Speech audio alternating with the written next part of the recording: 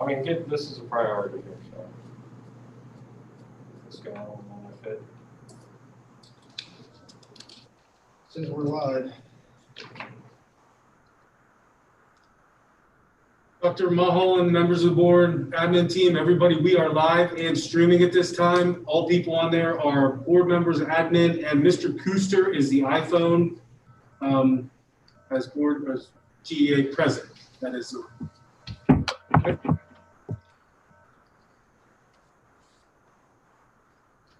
And I don't have an agenda. Did we get mailed an agenda? Because I don't have anything. Yep.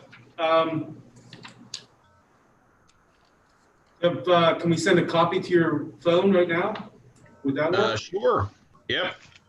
Have Patty email it to me. How about a text? I'll take a picture of the one in my hand and. That'll work.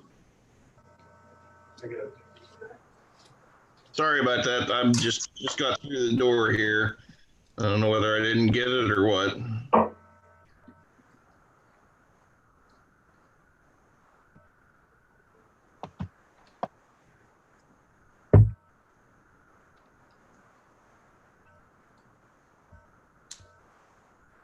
I hope it should be coming soon, Doc.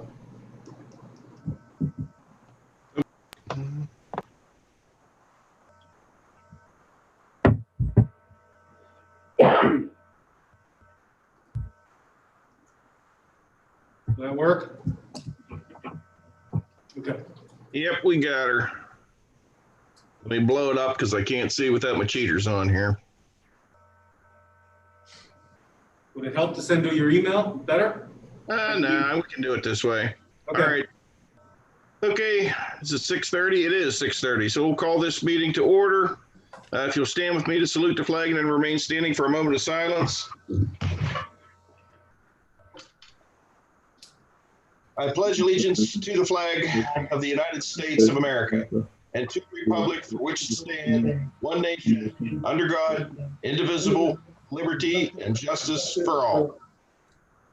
Okay, thank you very much. Mrs. McGarvey, will you please call the roll? Richard Cree, Here. Brenda Dubler, Here. Jeffrey Gallagher, Here. Richard Gates, Here. Kenneth Metzer, Here. Dr. Andy Mulholland, Here.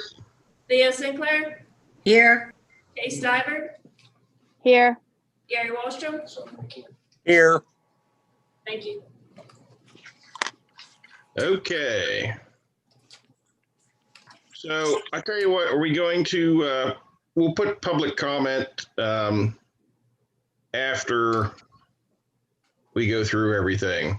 So is there any ahead of time public comment that was requested? Not yet. Okay. I had one email in the Oh, Eric has an email. comment thing. Should we read it? Sure, go ahead. The only email I got said, if there is any at all concern of our kids coming back to school, why is it okay for sports to resume? It seems that education should be put first and worry about sports if we can effectively open school. From? At jngarcia904@gmail.com. Thank you. Okay. Okay, Mr. DeSabato, you want to move into the discussion? I do. I'm going to just take a brief. I took last week's PowerPoint. We're just going to update. Eric, can you please put up this tag that I gave you, not in the PowerPoint first, which is the Department of Ed website, please. So if I could begin, just to go back and reiterate, the situation that we're in, the state has put guidelines on us and mandates on us that we have to follow in regards to cases. We signed that attestation that we would follow, do everything we possibly can with social distancing and masking and spreading out and hybrid models and cleaning the schools and disinfecting and you know, we're getting lots on the floor to separate in lines and spacing people on buses, spacing students to the best extent possible in the classroom. That being said, this chart, this is for schools in the state of PA that are under 500. We look at our buildings in two separate 500 or less buildings. So it tells us what this should look like in low, moderate, or substantial. So at the top of this chart, it says, if you get 2 to 4 students, staff in the same building over a 14-day rolling period, here is what the recommendation should be. So we would drop down all the way to the bottom where we are in the substantial mode. And it says, consider altering schedule to significantly decrease the number of students, which we're doing. Close schools for 3 to 7 days. Clean areas, which we are doing on a daily basis, not just when cases arise. And consult with public health staff about close contacts in quarantine. So that's what we've dealt with in the last couple of days. And I'll be completely honest, we did struggle to communicate directly with the Department of Health through this weekend because in the office through that time. So these are the guidelines that we're going by that we said that we would follow as a school entity in the state of Pennsylvania. So that being said, I'm going to switch over to the PowerPoint at this time. That's what we're following. Out of this week, we had to shut down based upon positive cases and number of quarantined within our building. That's not the best news and not what any of us wanted. But there is some good news that we're sharing tonight, if I could. To first slide. When this all started and we've been monitoring these numbers, these positivity rates, 19.3, 8.9, 6.4. We are at 6.4 on 128. We're slowly coming down to the area of 5%, which is the recommended model. If we get below that 5% model, that, when we go back to that chart, that says that we can start looking at other ways of opening the building up fully, more students coming in the building. So this is good news across the bottom. 6.4 in Cambria, 6.9 in Clearfield, and 8.8 in Blair. As all of us remember, that Cambria County number was one of the highest in the nation reported the last time we met. So it's coming down. That's a positive for us within our community. That being said, next slide, please. What does that mean right now today for us, February 2nd? Well, over the past 3 days, we've had 3 elementary staff positives, 10 elementary staff quarantined because of positive cases or direct contact with either people in the school or outside. We have 3 adults from outside agencies providing services in our building that are quarantined because of coming into the building and working within the building around students. In our hybrid model, we've got 10 4th grade students that the Department of Health recommended quarantining those students, and 60 6th grade students quarantined for 2 weeks because of direct contact with an employee who is positive. And 1 additional elementary student who's quarantined as well over the last 3 days. That's the elementary. Next slide is our high school. High school, we've got 3 high school staff quarantined, 2 high school students quarantined, 2 individuals from the junior high school basketball team are positive, 6 junior high girl players quarantined based upon the positive cases. And because we played the Southern Fulton team, that team was quarantined as well. So all these things being said, these come back to our concerns from the last time, is when we lose staff members, our substitute list is very, very minimal. When we have to quarantine staff of 4th grade, 6th grade teachers, we don't have people to step into the rooms. They can do their jobs remotely and virtually, and we can have them teach from home, but we don't have certified teachers or bodies to put in every classroom at this time, and that has posed a problem for us locally. So we are, even with a limited number of cases, there are multiple quarantines based upon the Department of Health. Georgette, are you with us?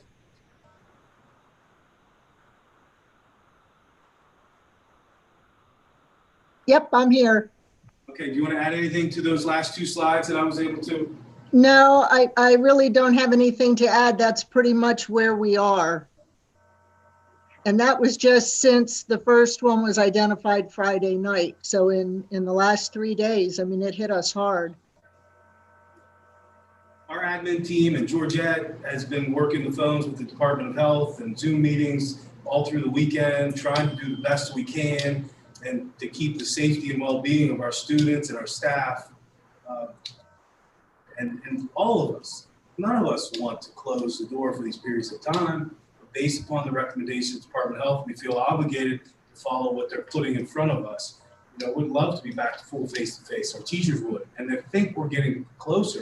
But I just want to show how one or two cases can really put us in a difficult situation. So I thank the admin team and Georgette for all their work this weekend in a difficult time. So we made some difficult choices based upon the recommendations to put fourth grade and sixth grade on a 2-week quarantine period. Junior high girls basketball was on a quarantine period. So the next slide, please.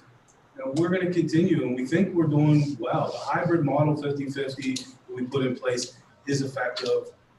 It does help us keep students separated on the bus. It does help them keep us separated in the lunchroom. If we can get by these cases and the county-wide numbers can continue to come down, we're hopeful that we can get back to regular instruction. The thing I keep hearing is, how can another district do this? Or how can another district be out one day? I don't know how they can do that. When they have positive cases, the chart tells us what we're to be out. And I signed that document, and Dr. Mulholland signs that document that we would follow the guidelines of those recommendations. So if other districts are out 2 to 3 days or 1 day and they're back, I don't know if that's true or not. All I can say is we are held accountable to that document that we signed, that the district would follow these regulations. So the elementary has continued their cyber hybrid plan. We're going to continue that for the foreseeable future until the next period of time that the board authorizes us to do something different. And we'll keep the same hybrid model in the high school that was approved in our first continuity of education plan, which is the next slide, please. We're not going to discuss the 80-20 model tonight. It's not feasible for us to even be able to offer that. Is bring 80% when we're already down a number of students that are quarantined and a number of staff that are quarantined. So that's the update of where we're at. Kate or Brian, do you have anything to add to for elementary or high school? Probably my biggest thing to add is that we have been working in this hybrid mode, and it has been working. The kids, we can much better manage the cafeteria. We can much better manage the hallways and keep kids distance from each other. The kids have been doing a pretty good job with masks. And so it seems to be working well. The snow days don't help with the schedule, but it is what it is. And we figured it out. So it's going okay. Dispatcher? No, I think you explained it really well. It's just, I know it's frustrating for parents because they see or hear things from other schools and they try to compare, but we're doing the best we can to follow the rules, and we can't speak to what other schools are or are not doing, but we know we're doing, our very best to make sure that we're keeping our staff and students safe. Nobody likes this. This is not fun at all. We want to be able to bring all of the kids back. But we're just doing the best we can and trying to do the right thing.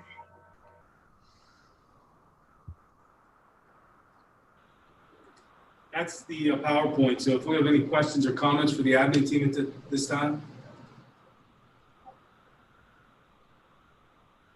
I do. I have a comment. Even the one you just read, I too would like to see sports continue, but I was wondering if those athletes couldn't do their instruction 100% virtual, and this would keep them from coming into the school with the other students. We've let that up to the individual families at this time, Theo, and I think there are some athletes and some families that have chosen that route. I can't talk about what percentage that would be, but some families have. And still, when they come into practice, they're going to be around their teammates, and so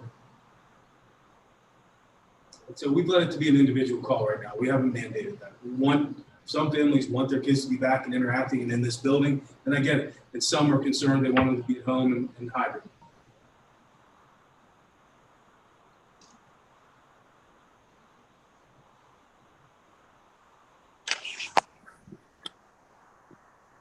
So Ed, basically the recommendations are from, we're just gonna keep doing what we're doing, correct? Yep. We have another meeting February 16th, and at that time we'll update, and hopefully those numbers are down and we can go in another direction after the meeting on the 16th. We'll present it to the board on the 16th, exactly where we're at, the numbers in the county, and we'll look and see if the board wants to go in another direction after that meeting.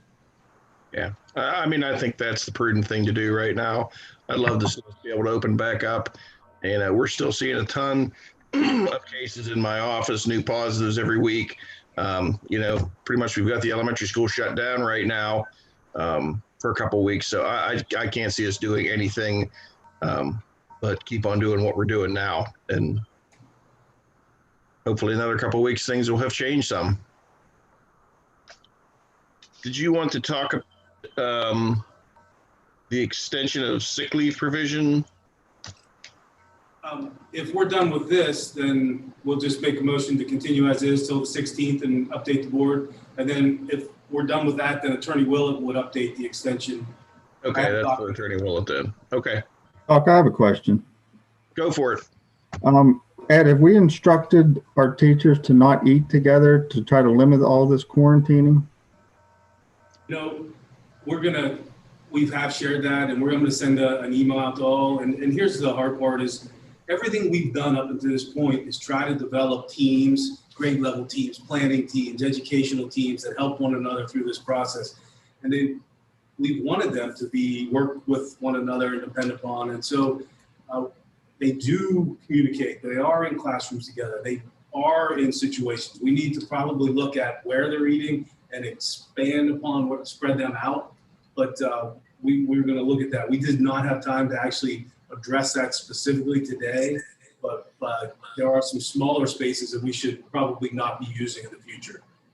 And for us to stay open, Mr. Cree, it's exactly right. We're going to have to do that, or we're going to struggle with quarantining of staff. I have been in the faculty lounge during lunch times, and the teachers are spread out across the room. They're not all gathered around one table. They're no closer to each other than our kids are in the cafeteria when they're in there. And many of the teachers don't go there to eat at all. They eat in their classrooms. But when I've been in the faculty lounge and teachers have been eating in the high school, they are pretty far apart. I mean, they're usually at different tables around the room. So when you say that, is that going to meet the definition of the contact for contact tracing? Because I feel like our school district, just an outside perspective, we are taking it and for socially distanced, if our kids are wearing masks, if our staff is wearing masks, and we are within that safe distance, not within a 15-minute period, I'm not quite sure how we are spreading and that exposure to so many people. And same way with the staff, like we're not allowed to eat the staff allotted areas. Like they have shut that down where I work, like from the get-go. So I think that would be a good idea for us to like minimize the meetings, unless we do Zoom meetings, unless we do emails. Like those are the things that we have to do, because if the staff goes out, that's what's really, causing us to go to virtual, because we can't then handle without the substitutes. So to me, I feel like, what definition are we using as far as exposure? Because I feel like we must be really taking it a little bit more extreme than other districts for them to not have to be quarantining for the same amount of time that we are, and all the kids that are being asked to quarantine. So I'm just confused how, like I'm asking the same question that a ton of parents are asking, like why are all these other school districts staying open? I'm not saying that we shouldn't follow the rules. What I am saying is we need clarification, because I don't know how we're viewing things versus all the other districts. So I can answer that question somewhat.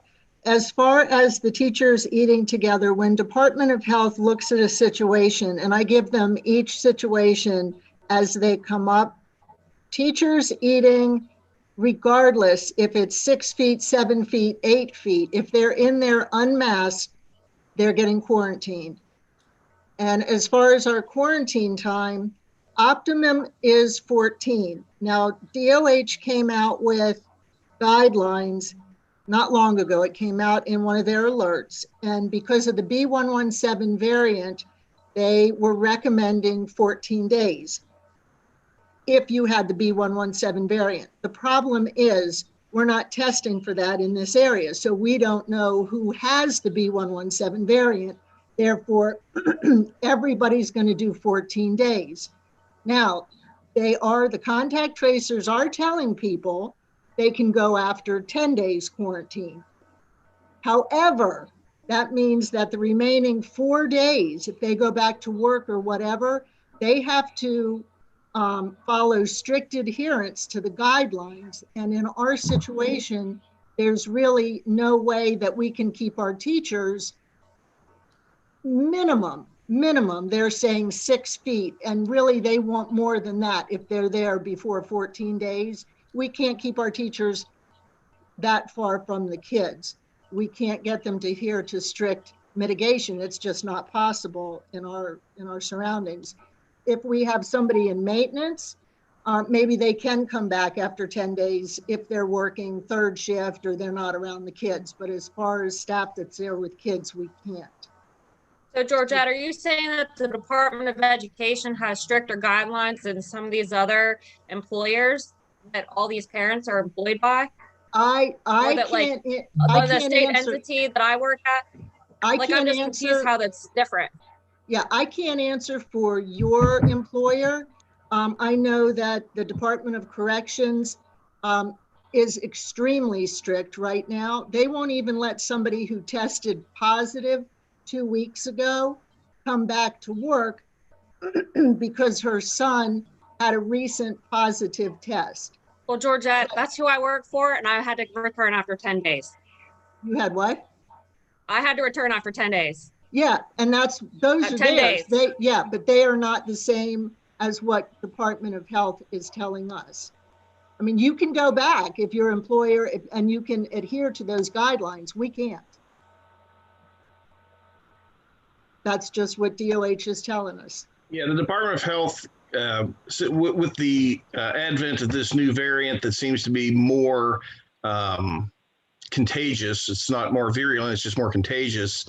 They're now recommending 14 days, which is pretty much what I'm telling everybody now that test COVID positive that I'm dealing with in my practice, that they're going to have to quarantine for 14 days because we're not testing for that variant at this time. Now that might change in the future, but that's where I'm at anyways. And and we're bound by Department of Health regulations.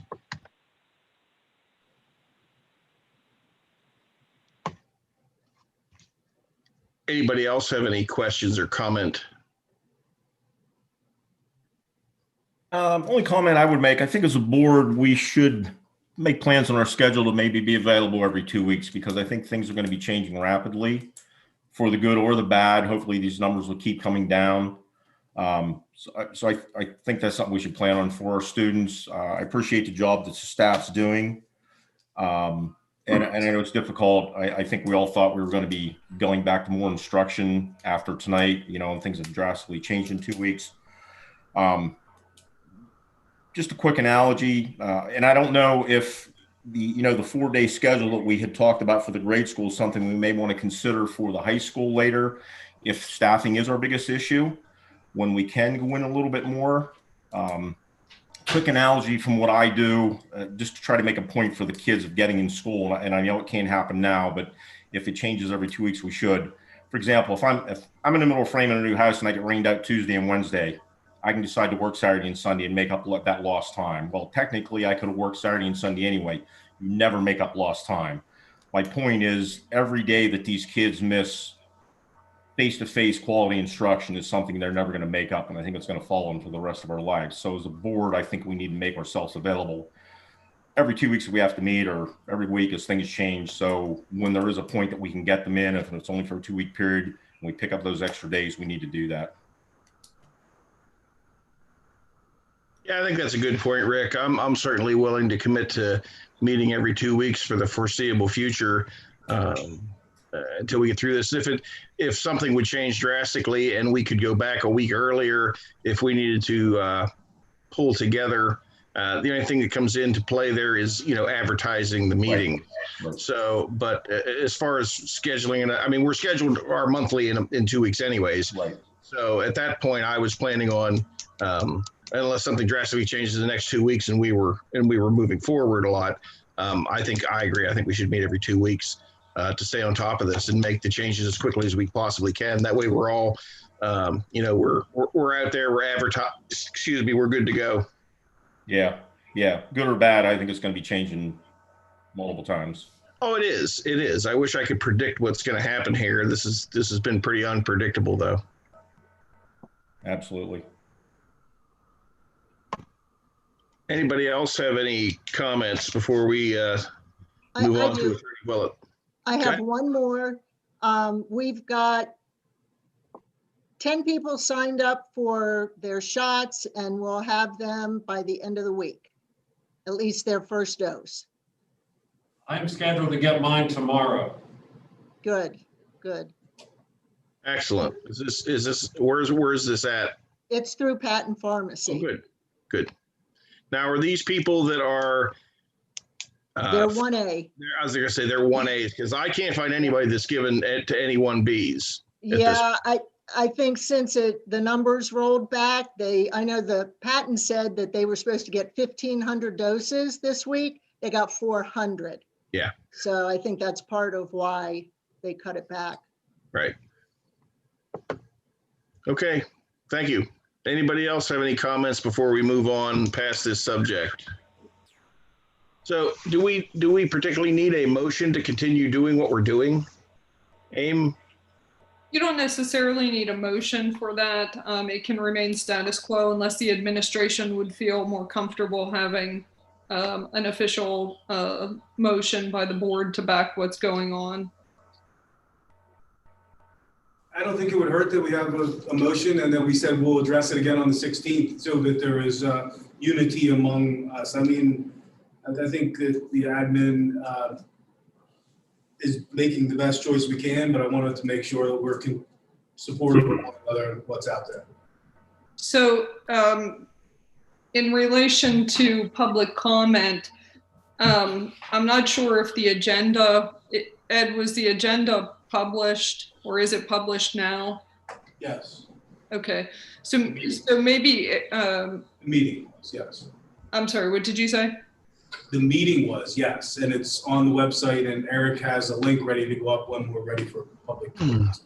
Okay, so let's hold off on any official action by the board until after the discussion is done on all the points and public comment occurs. Correct. Okay. All right, we will add that in. I guess that would be under discipline and curriculum, correct? Yes. So we'll add that in under discipline curriculum. Yeah, it's already there anyways. To approve any revision to the current hybrid education model. Okay, we'll just deal with it at that point as far as a motion. Okay. Anybody else have any comments before we turn it over to Attorney Willett to discuss the Coronavirus Response Act? Okay, AIM, it's all yours. So you can recall if the... Amy, I have a slide. If you would like to put up, just tell me when and we can put a copy of it, okay? If you want to put it up now, that's fine. Okay. Is that the Word document? Yes, it's a Word, it's a resolution. Correct, yes. So when we discussed, sorry, I'm getting some feedback.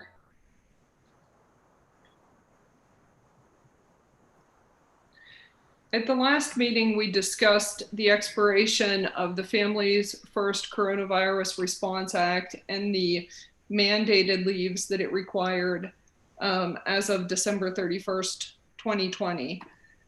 There was an extension of it that was passed by Congress and signed by the president at the end of December, making those leaves discretionary. When we talked about this the last time, I believe the board had indicated a willingness to extend part of the leave, which is permitted by the CCA, And so what you have before you this evening is a resolution for consideration to extend 2 of the types of leave for those employees who did not exhaust the leave as of December 31st, 2020. The 2 types that I was under the impression the board was interested in extending were for employees unable to work because the employee is quarantined pursuant to a federal, state, or local government order, or upon advice of a healthcare provider, and or experiencing symptoms of COVID and seeking a medical diagnosis for up to 10 days with the cap that was in the prior law of $511 per diem and no more than $5,110. The resolution also includes an extension of the leave for employees who would need to care for a family member of the same household in which they reside who is under a quarantine order. And that also is for up to 10 days, 2/3 the pay, which is the standard that was put in place by the law that expired in December of 2020 for a cap of $200 per day or $2,000 total. The resolution also includes clarification that if the employees exhausted the leave as of December 31st, they would not 10 days. And if they used a partial benefit as of December 31st, so for example, if they used 5 days last year, they would be eligible for an additional 5 days if they submit the appropriate documentation to the administration seeking the request. The resolution is prepared so that it's prospective after tonight's meeting up through March 31st, 2021, which is the extension that the CCA authorized. And I present this to you for consideration and if you find it appropriate, approval.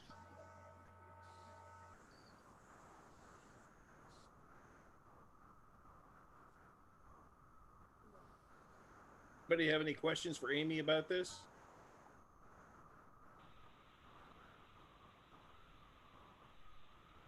I would note that I do not believe that there's been an official discussion with Mr. Kuster on behalf of the GEA or Mrs. Madish on behalf of the GESPA, although I believe at least Mr. Kuster, I think, was,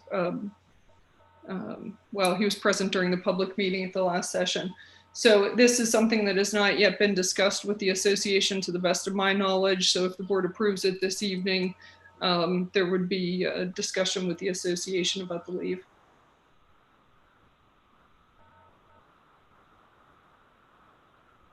Last call for questions. Okay, none being heard. Thank you, Amy. Okay. Committee reports, the Personnel Committee, we just discussed that. Discipline and Curriculum Committee, we would be considering a... We do, Doc, we do have one added to athletics. Okay, I didn't get that. Okay. Go ahead, Gare, with athletics. Okay. Consideration to approve Chris Zabinski as an athletic volunteer, varsity wrestling. Okay.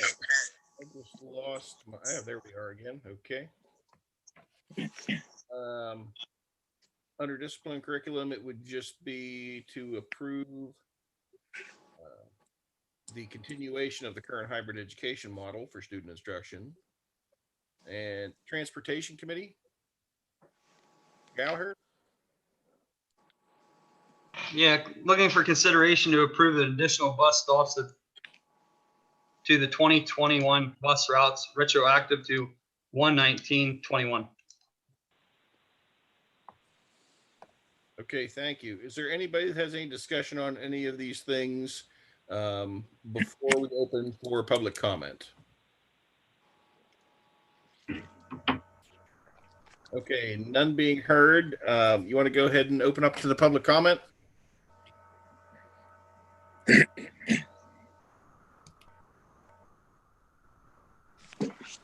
Greg, share this, or do you want me to share that, or do you want me to bring up that Word document first? What Word document?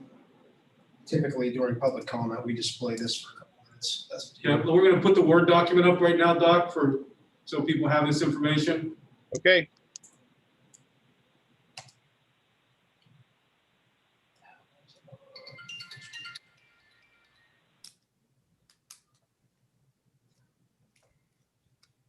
Comment at gsd1.org.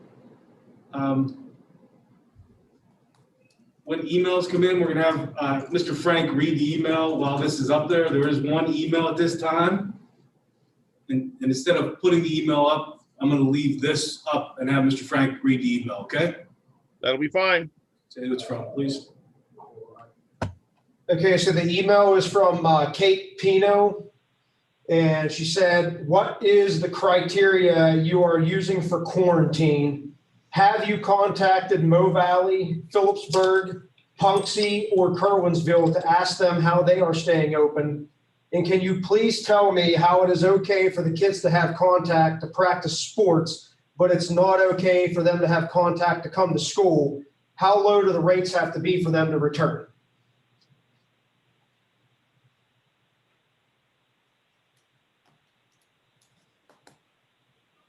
I'll take a couple of these. We'll come back to them. I'm communicating with schools every day.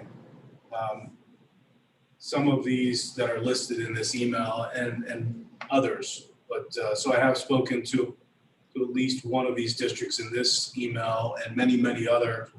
And we're talking every day about the things that they're doing and the problems that they're seeing.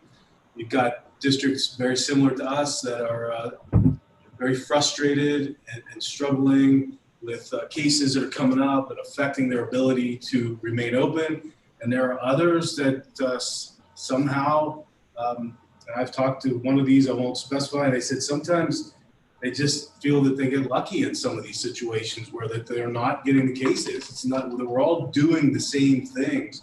I don't think they're doing anything different. The rates for us, students to return, we need to get under that 5% positivity rate is the target rate, which is from Department of Health.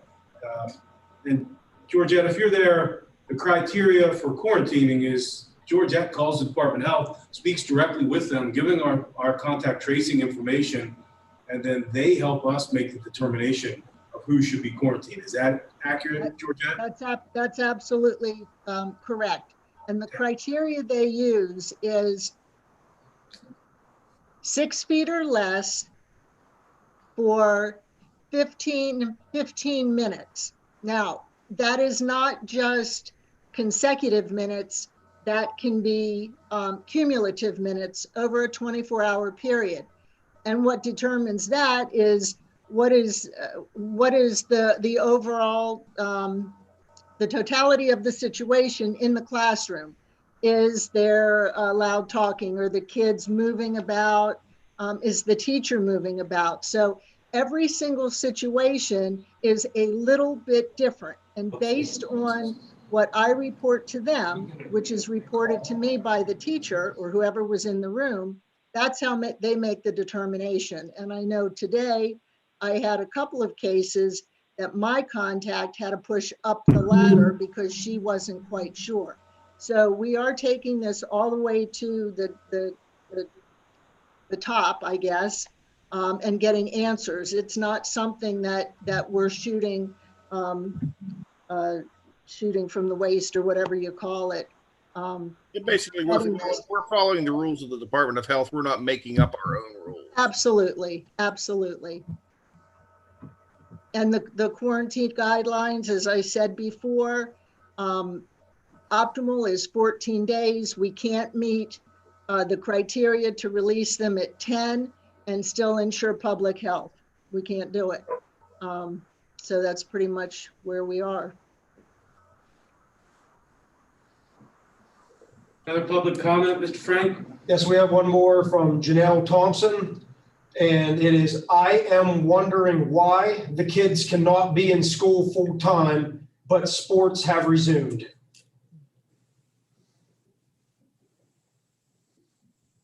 Well, I believe the sports have their social distancing and all that going on with them as well. Am I correct?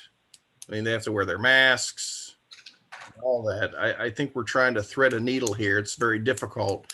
You know, sports is an important part of development as well. So we're trying to keep as much open as we can.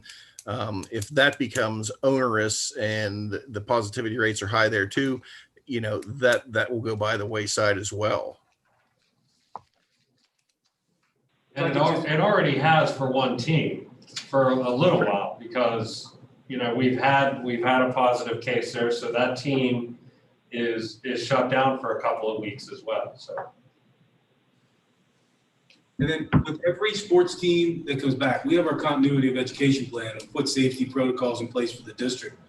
Every sports team has had to create their own document with the safety protocols and what it's going to look like, from taking temperatures when they come to sanitizing balls after practice, not using certain, you know, the locker rooms, or in some cases, in some teams, using the locker rooms to shower immediately after practice. So there's each one of those teams has developed plans as well that we've gone over with Mr. Matchop and the administration. Any other public comments, Mr. Frank? Nothing in my inbox. Doc, We've gotten no phone calls then? Doc, I have a question for you. What's the incubation rate? Like, if you come in contact with somebody, is it 2 days? It's a couple of days at least. You know, I don't like to test people like the day they get exposed to somebody. We usually try to get them to wait till like day 3 to have them tested. Is that what you're asking me? Yeah. Yeah, I was just curious. I mean, I know you don't pick it up, or it wouldn't show up the day that you get it. I thought it was 2 days, but if you think it's 3, that's good enough for me. Well, it may be 2. What I've been asking people to do is wait till day 3 to get tested. That way I have a better feeling if they're negative, that it actually is negative.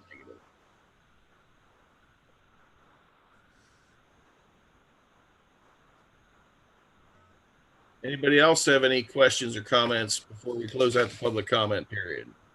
Just one quick question. Do you believe, or is the Department of Health asking or giving the option to do the testing of, you know, staff members that are quarantined sooner? You know, so if we get a negative, so for example, like during that incubation period or that period of time, Andy, where you have, you know, staff may have been exposed or possibly to the person, can we bring those people back sooner than the 14 days if we get a negative test? So if we have a window of time, like I know that I have brought people back to work sooner if they had a negative test and could come back. Are they having any re-exposure? No. So, you know, I mean, they were exposed to someone who was a positive. And then you had a period of time, like we waited 3 days or whatever it was, and then they got a negative test. And so they were able to come back before the 14 days or the 10, ours is 10, but 10 days or whatever. Are we doing any of that, or has the Department of Health allowed us to do any of that? Is that something we could consider when we're running into especially with the staffing shortages? Problems. Georgette, do you have a feel on that? I do, because at one point that was something that we could do until we got the alert about the P117. And then we just. Yeah. I forgot about that. I'm sorry. Yes. Yeah. Gotcha. Okay. Don't actually test for that variant. Say that again? If they were negative, they would be negative for either variant. The COVID tests that were, they're still going to pop positive We just don't know which We variant don't know which variant, it is. Right. But what I'm saying, what Kay's asking is if they're negative. right? But don't they have a 14-day incubation period. Most would present 2 to 3 days or in a window of 2 to 6 days, but you can go up to 14 before you actually can contract. Yes. Yeah, you're right. I'm sorry. Yeah.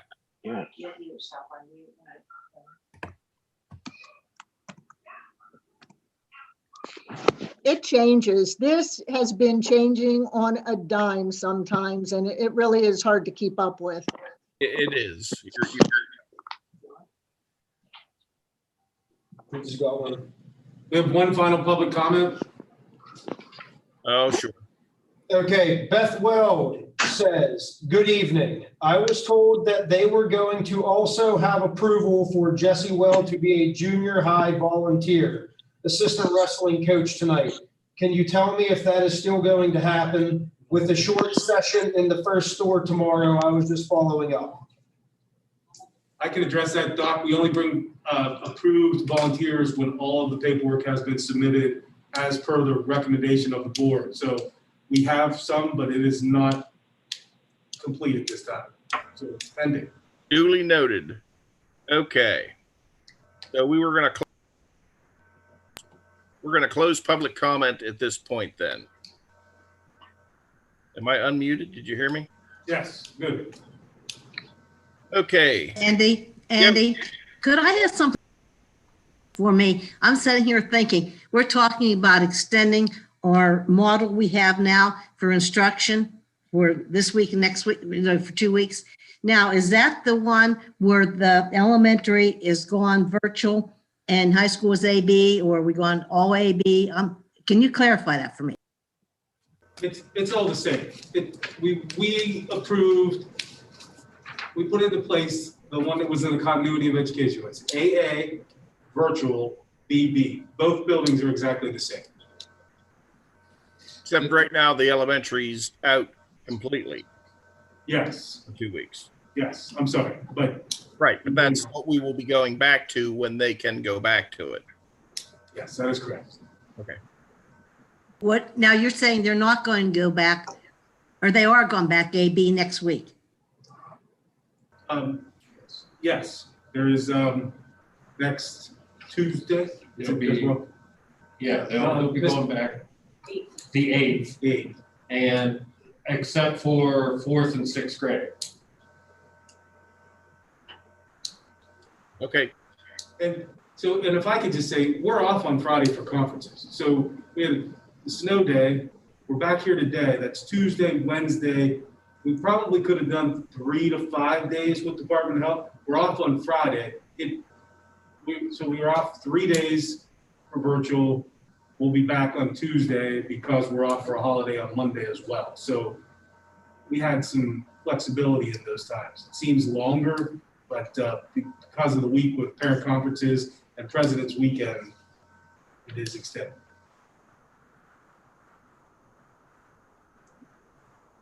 Okay, so let's move into Personnel Committee. Mr. Cree. A motion to approve an extension of paid sick leave that was provided in the expired Families First Coronavirus Response Act effective 2/3/21 through 3/31/21. Okay, questions or comments on that? Do I hear a second?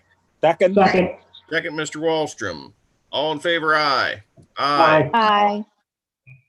Any opposed? None being heard, the motion carries.